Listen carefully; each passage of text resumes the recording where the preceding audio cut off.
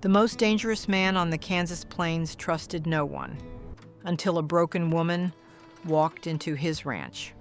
I need to tell you something before this story begins. The man I'm about to describe, the one they called dangerous, the one who lived 6 miles outside of Caldwell, Kansas, with 3 wolves and a reputation that kept every sensible person at a careful distance. That man saved my life without once laying a hand on me. He saved it by staying still when I needed something to stay still. He saved it by not asking questions I wasn't ready to answer.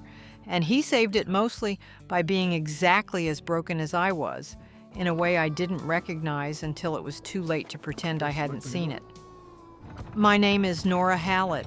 I was 31 years old in the autumn of 1883, and I had come to Caldwell, Kansas for one reason: to disappear with enough purpose that it didn't look like disappearing.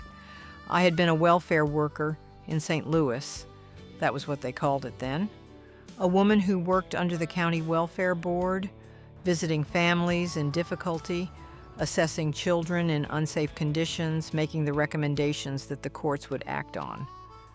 I had done it for 6 years. I had been good at it. I had been, my supervisor told me more than once, unusually good at it.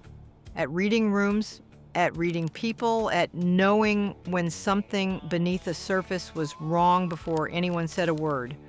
I did not save the boy on Meridian Street. I will not tell you his name because some things belong only to the people who carry them. What I will tell you is that I had visited that house twice, that I had written in my report that the situation required monitoring. That monitoring is not the same as acting, and that by the time I understood the difference, it was too late to matter. I resigned 3 weeks after. I packed one trunk. I answered an advertisement in the Kansas City paper for a property manager at a ranch sanctuary outside Caldwell, someone to handle accounts, correspondence, and general governance of what the advertisement described only as a working animal operation. The pay was modest. The location was remote. There were no other applicants. I took the position because it was far and because it required someone capable and because I needed to be required. I did not know when I stepped off the stage in Caldwell on a Tuesday morning in October that the man who had placed that advertisement was living under a name that was not his own. There is something most people do not know about wolves in Kansas in 1883. The territorial legislature had passed bounty laws on gray wolves as early as 1871. A man could bring a wolf pelt to the county office in Caldwell and receive a government payment for it. The intention was to protect cattle operations, which was a legitimate concern. Wolves did take calves, and ranchers had real losses to account for. What the bounty system also did was make the keeping of wolves an act of quiet defiance against the state. A man who sheltered wolves was, in the eyes of the county, either a fool or someone who had decided that the law's priorities were not his own. The man I was going to work for had decided both.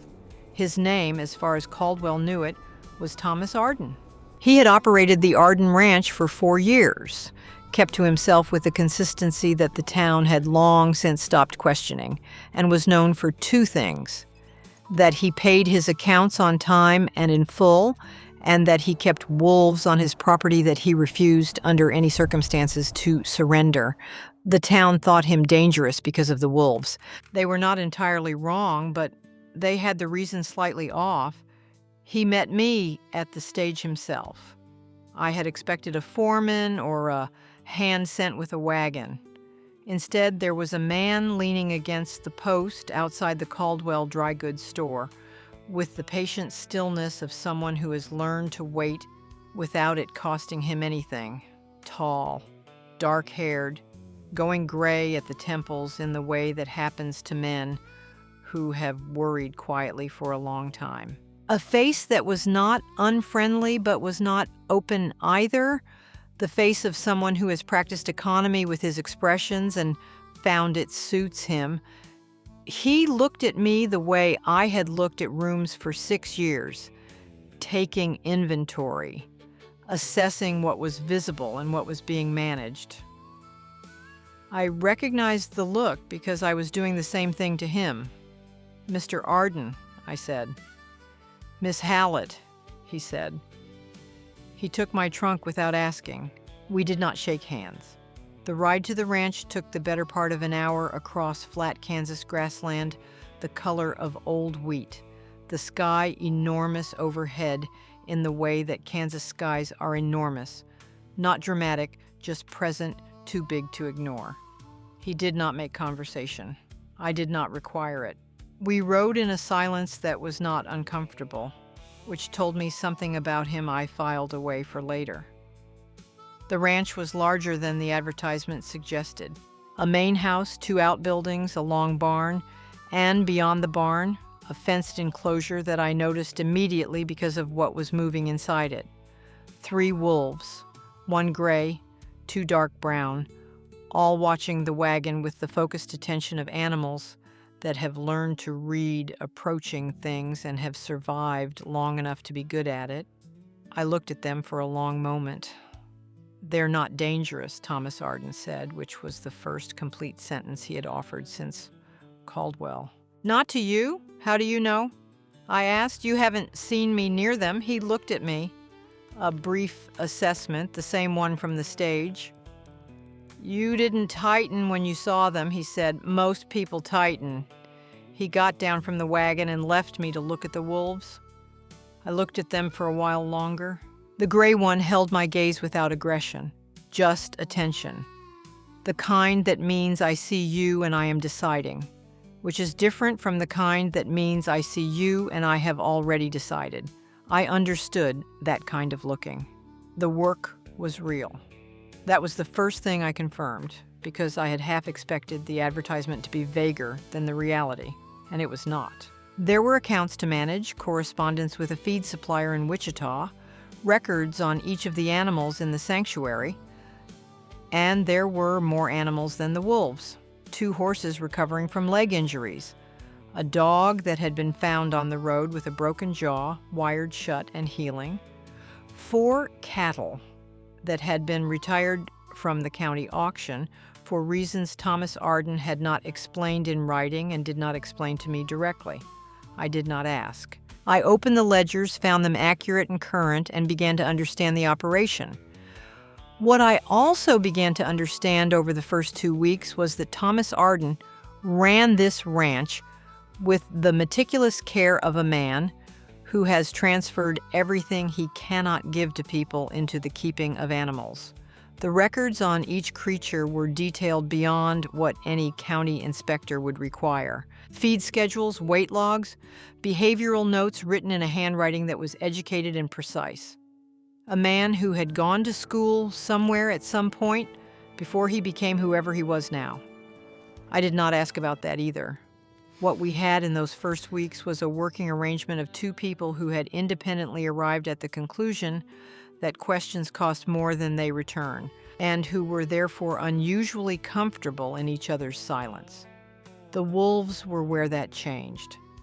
It happened on a Thursday morning, 16 days after I arrived. I had gone to the supply shed near the wolf enclosure to retrieve a record book I had left there the evening before. I was moving quietly. I had learned quickly that quiet was the right register for this property. And I came around the corner of the shed to find the gray wolf standing 6 feet from me outside the enclosure. The gate was open. I did not know how. I stopped. The wolf stopped. We regarded each other. I knew enough about wolves to know that running was the wrong decision. I knew enough about animals in general to know that what I did in the next 10 seconds would establish something that could not be easily revised. And I knew from 6 years of walking into rooms where something was wrong that the only useful thing to do when an animal, any animal, is deciding about you is to let it decide. I stood still. I kept my hands at my sides. I looked at the wolf without holding its gaze directly, which is the difference between presence and challenge. The wolf took 3 steps toward me. It lowered its head and pressed its nose briefly against my left hand. Then it sat down. I became aware at that point that Thomas Ardan was standing at the corner of the barn 20 feet away. He had come out at the sound of the gate and had stopped when he saw what was happening. He was watching with an expression I had not seen on his face before. Not alarm, not relief, but something quieter than both. Something that looked, if I was reading it correctly, like recognition. He came forward slowly and guided the wolf back into the enclosure and latched the gate. He checked the latch twice, then he looked at me. "Hector," he said. "He doesn't do that." I looked at the wolf, who was watching us both from inside the fence. "He did," I said. Thomas Ardan was quiet for a moment. "Yes," he said, "he did." He went back to the barn. But I noticed that afternoon that he left the barn door open while he worked, which he had not done before. A small thing, the door that had always been closed, open. If you stay with stories like this one, the kind that move slowly and mean something by the end, this channel is where they live. Subscribe before the next one starts. Most of the people listening right now haven't yet, and I would hate for you to miss what's coming. It was the third week of November when the writers came. I was in the main house working on the Wichita correspondence when I heard them. 2 horses moving with the deliberate pace of men who are not in a hurry because they know where they are going and are confident about what they will find when they arrive. I went to the window. 2 men in town clothes, not ranch clothes. One carried a leather satchel. The other had the upright posture of someone accustomed to being the authority in a room. They asked for Thomas Ardan by a different name. I heard it through the window. They said a name I had never heard, and the way Thomas Ardan went still when he heard it, the way his hands stopped moving and his shoulders made a small, almost imperceptible adjustment, told me everything I needed to know about whether it was his. I had been reading rooms for 6 years. I came out of the house before Thomas could answer. "I'm sorry," I said, coming down the porch steps with the account ledger under my arm and the confident expression of a woman who has spent years being the most organized person in any given room. "I'm the property manager here. Can I help you with something?" The man with the satchel looked at me, then at Thomas, then back at me. "We're looking for a man," he said, "goes by a few names. There's a matter of a federal land dispute in Missouri. Forged deed records, missing survey documents." He paused. "The man we're looking for is about 6 feet. Dark hair, educated, maybe goes by Ardan out here." I looked at my ledger. I looked at Thomas, who was watching me with an expression I cannot fully describe. Not hope exactly, because hope requires believing something is possible, and I don't think he had believed in the possibility of help for a long time. It was something more basic than hope. It was the look of a man watching something he cannot control and finding, to his own surprise, that he is not bracing against it. "Mr. Ardan has managed this property for 4 years, I said. "I've been reviewing the records going back to the beginning. If there's a land dispute in Missouri, I can tell you with some confidence that it doesn't involve anyone here." I paused. "If you have documentation you'd like me to review, I'm happy to look at it. That's rather what I do." The man with the satchel looked at me for a long moment. Then he looked at Thomas again. Thomas met his eyes with the steady non-expression of a man who has learned to give nothing away. They left before noon. Thomas Ardan did not say anything for a long time after they rode out. He stood at the fence of the wolf enclosure, his back to me, and I stood a reasonable distance away and let the silence be what it needed to be. After a while, he said, without turning, "You didn't have to do that." "I know," I said. "You don't know what I did." "I know what they said you did," I said. "And I know there's usually a distance between those two things." He turned then. His face had the quality it sometimes had in the early mornings. Stripped of the careful management, just the underlying structure of it. which was a face that had been through something and had come out the other side without being hardened by it, which is rarer than people know. "Why?" he said. "You've been here 6 weeks. You don't owe me anything." I thought about the boy on Meridian Street. I thought about what it means to assess a situation and write monitoring in a report when you should have written act. Because I've made the mistake before, I said, of seeing something clearly and not doing anything about it. I looked at him. I didn't want to make it again. He held my gaze. The gray wolf, Hector, pressed against the fence between us. "I want to tell you what happened after." He told me his real name that evening, not Thomas. I will keep it where he gave it to me, which was in the quiet of the main house with the Kansas wind at the windows and the lamp turned low. A private thing offered without performance, which is the only way real things should be offered.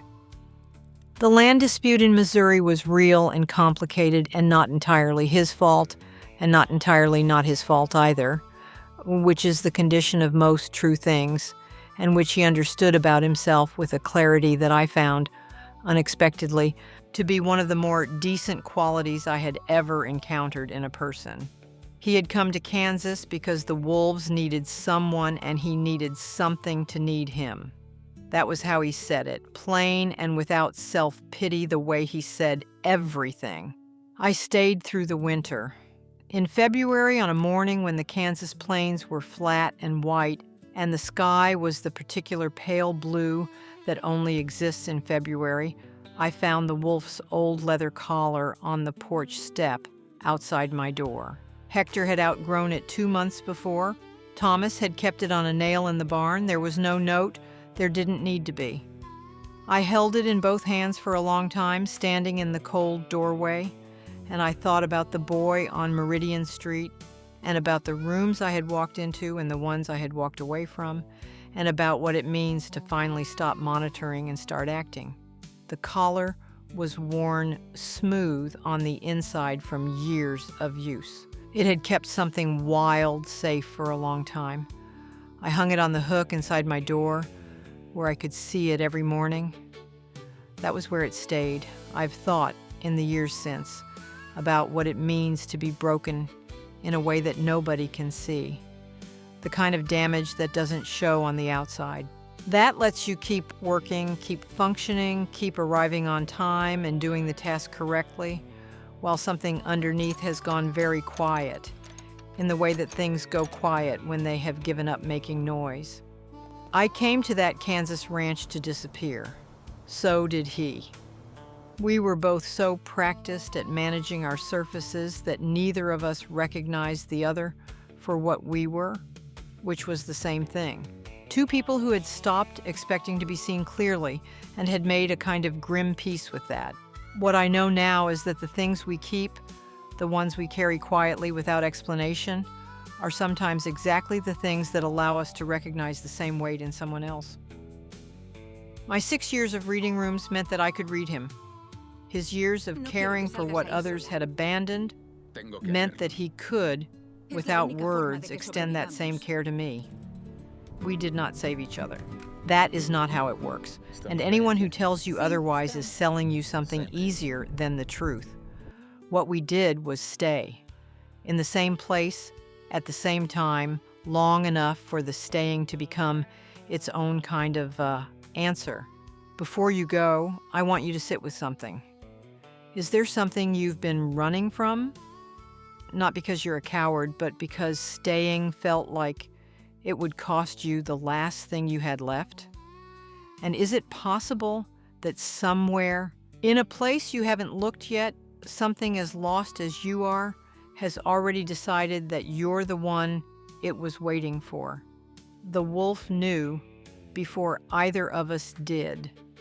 Maybe something in your life already knows too.